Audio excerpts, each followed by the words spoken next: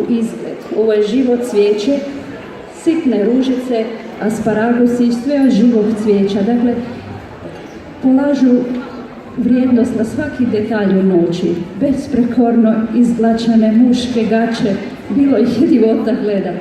Još jednom svima hvala na ovom predivnom trudu, na toliko ideja i hvala vam da pazite na toliko detalja koji su zaista potrebni, a koje se možda iz publike i ne vide.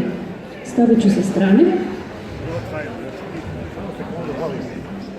Nastavljamo program ponovo u Međimurju, splet međimurskih plesova. Odplesat će nam Hrvatska katolička zajedna iz Šveningena.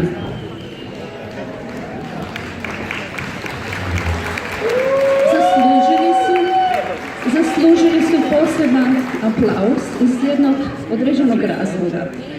Skupina je osnovana 1991. godine. A sad pazite, po koji put ste danas ovdje? Po prvi. Ovdje piše da ste po prvi put. Dobro. Jer ja sam se već pitala di ste bili svih ovih godina, ako od 99. plešete. U redu. Mala greška. U Ulmu i Karlsruhe ste bili. Dobro.